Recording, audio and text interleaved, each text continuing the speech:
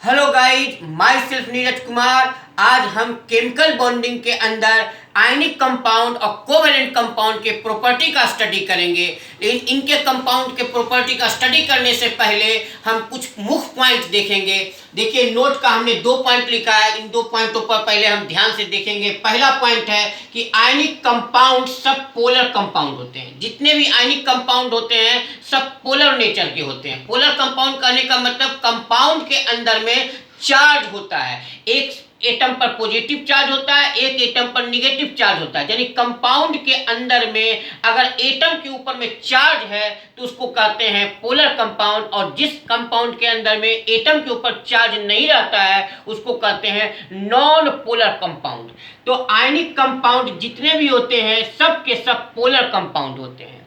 दूसरा पॉइंट ये है कि कोवैलेंट कंपाउंड जो होते हैं 2 तरह के होते हैं। कुछ पोलर नेचर के कंपाउंड होते हैं और मैक्सिमम नॉन पोलर कंपाउंड होते हैं। यानी कोवैलेंट में 2 तरह के कंपाउंड आते हैं। कुछ कंपाउंड के अंदर चार्ज पार्शियली रूप से आ जाता है। जैसे HCl की अगर हम बात करें तो HCl पर H पर प्लस चार्ज आएगा, Cl पर माइनस चार्ज आता है, थोड़ा सा इलेक्ट्रॉन शिफ्टिंग क्लोरीन के होने की वजह से।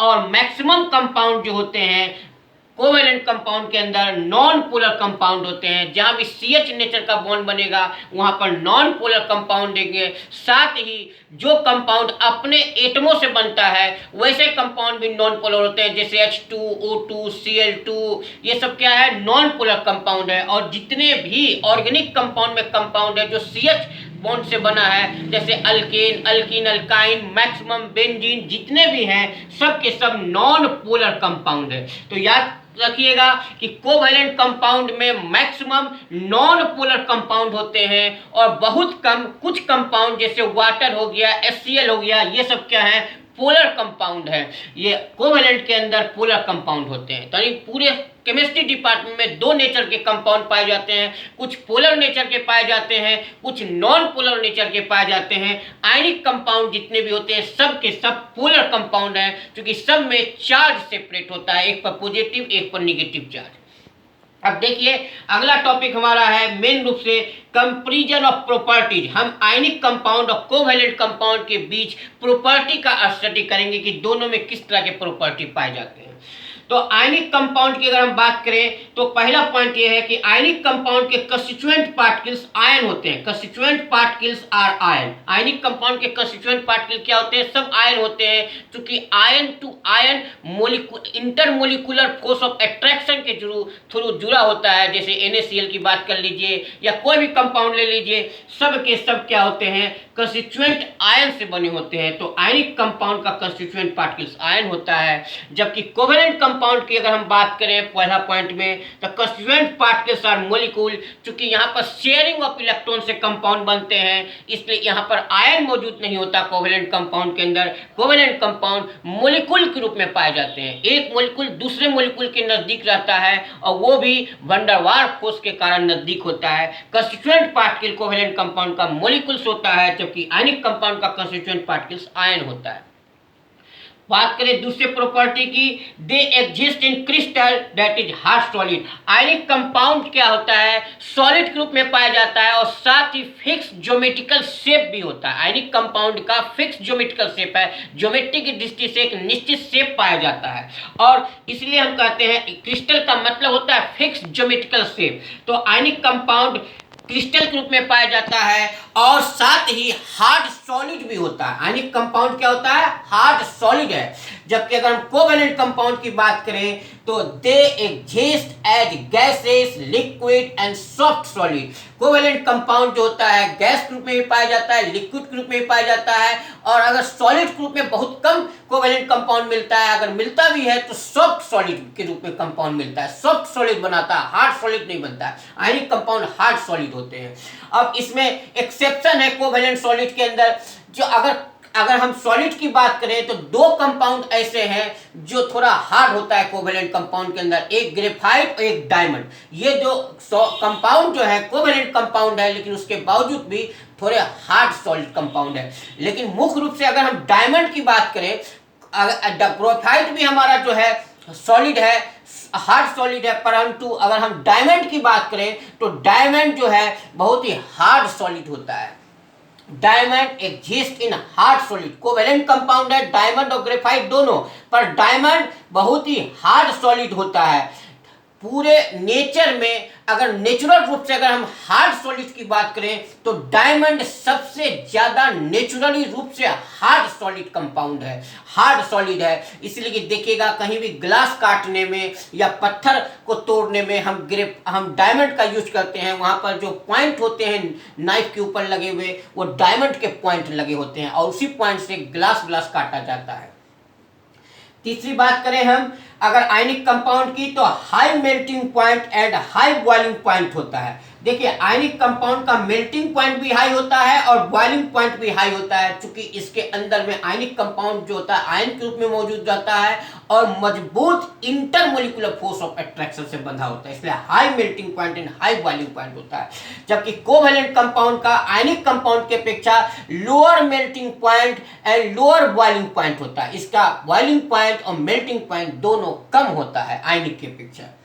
चौथी प्रॉपर्टी की बात करें, कंडक्टिविटी की बात करें तो आयनिक कंपाउंड जो होता है देखिए they do not conduct electricity in solid state but act as good conductor in fused और molten state and aqueous state. देखिए सॉलिबिलिटी बहुत ही इंपॉर्टेंट प्रॉपर्टी है आयनिक कंपाउंड का। देखिए आयनिक कंपाउंड जो होता है सॉलिड स्टेट में क्या होता है, बैड कंडक्टर इलेक्ट्रिसिटी का, क्योंकि सॉलिड स्टेट में बहुत ही high intermolecular force of attraction से बंधे होने की वजह से चार्ज फ्री नहीं होता है। लेकिन जब उसी आयनिक कंपाउंड को हम मोल्ट कर देते हैं, माने हीट देके थोड़ा पिघला देते हैं, मोल्टेन को फ्यूज भी कहते हैं, फ्यूज स्टेट कर दिया या मोल्टेन स्टेट कर दिया हीट डाल के, तो उसके आयन फ्री हो जाते हैं और तब कंडक्ट करता है इलेक्ट्रिसिटी को। या फिर आयनिक कंपाउंड को एक्वस सॉल्यूशन में डाल दीजिए, वाटर में डाल दीजिए, तो भी आयन क्या होता है, फ्री हो जाता है और फ्री होने के वजह से आयनिक कंपाउंड उस स्थिति में इलेक्ट्रिसिटी को कंडक्ट करता है। तो एक्वस स्टेट मोल्टेन स्टेट में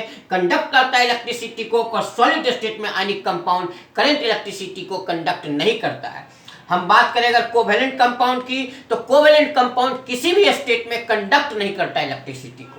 4 नंबर देखिए point, they do not conduct electricity in any state, किसी भी स्टेट में कोवेलेंट कंपाउंड इलेक्ट्रिसिटी को फ्लो नहीं करता, क्योंकि कारण है कोवेलेंट कंपाउंड के अंदर चार्ज नहीं होता, आयन के रूप में तो कोवेलेंट कंपाउंड होता नहीं, शेयरिंग ऑफ इलेक्ट्रॉन से बनता है, इसलिए इसमें आयन ना होने की वजह से अर्थात चार्ज फ्री नहीं होता है, इसलिए कोवेलेंट कंपाउंड बैड कंडक्टर है इलेक्ट्रिसिटी का। लेकिन इसका एक एक्सेप्शन केस है, ग्रेफाइट।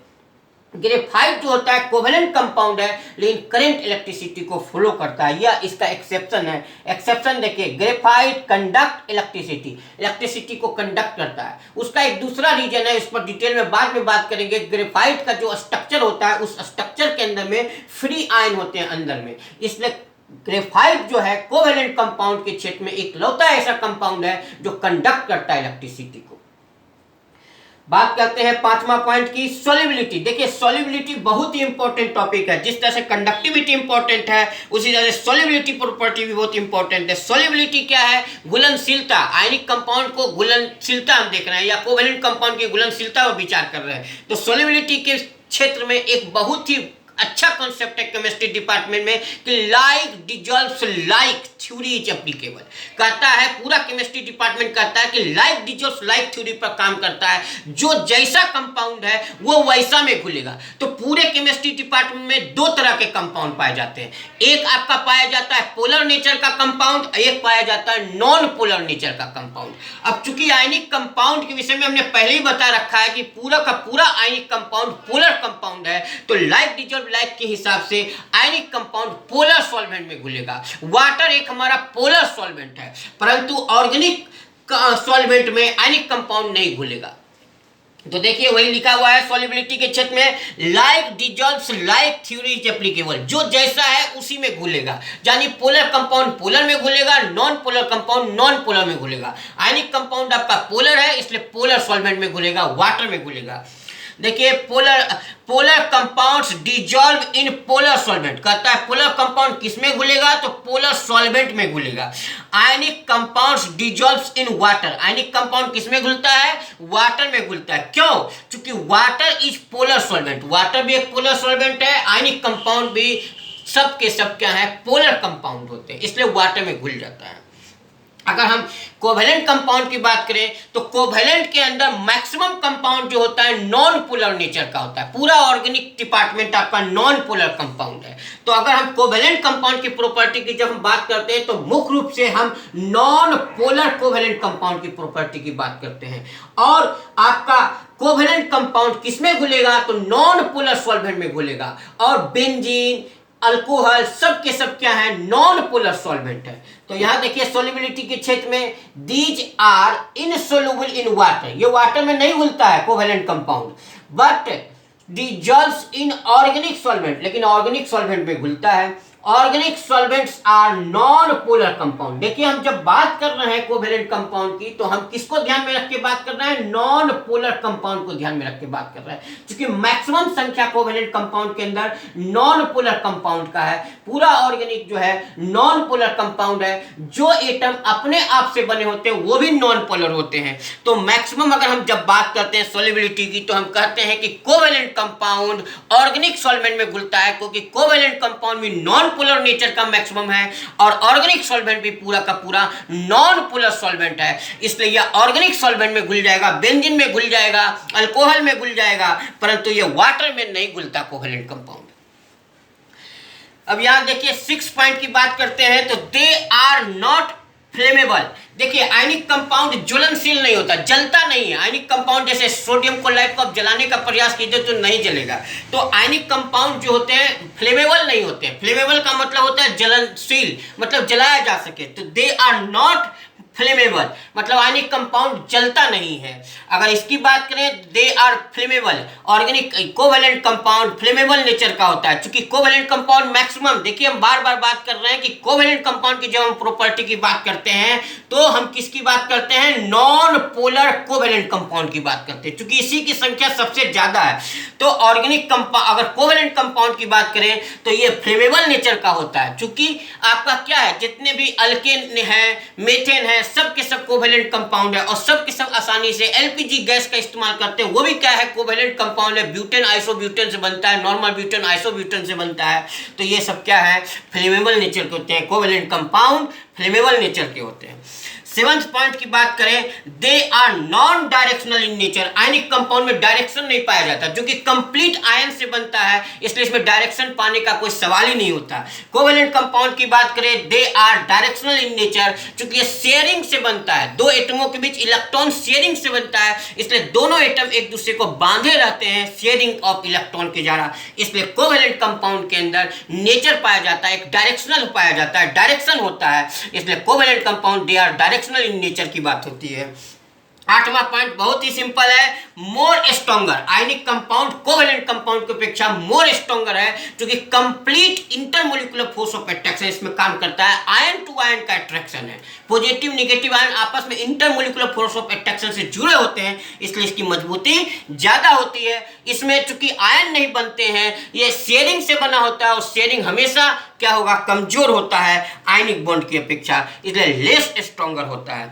अगर हम 9th पॉइंट की बात करें तो मोर रिएक्टिव। आयनिक कंपाउंड का जो रिएक्शन होता है बहुत ही फास्ट होता है, बहुत ही तेज गति से एक दूसरे से रिएक्ट करते हैं। पलक झपकते ही इनका रिएक्शन सेकंडों के अंदर, नैनो सेकंड में इसका रिएक्शन, बहुत ही कम सेकंड में इसका रिएक्शन पूरा हो जाता है। तो आयनिक कंपाउंड का रिएक्टिविटी बहुत ही फास्ट है। अगर हम कोवेलेंट कंपाउंड की बात करें तो इसकी रिएक्टिविटी स्लो होती है, यानी कहने का मतलब आयनिक कंपाउंड की अपेक्षा कोवेलेंट कंपाउंड स्लो गति से रिएक्शन करते हैं। तो ये मुख्य पॉइंट है आयनिक और कोवेलेंट कंपाउंड के अंदर, इसको ध्यान में रखिएगा और साथ में आप इस पॉइंट को एकदम दिमाग में सेट कर लीजिएगा। इसी के साथ आज की क्लास यहीं समाप्त करते हैं। अगले क्लास में फिर हम एक नया टॉपिक केमिकल बॉन्डिंग का लेके आपके सामने आते हैं। जय हिंद।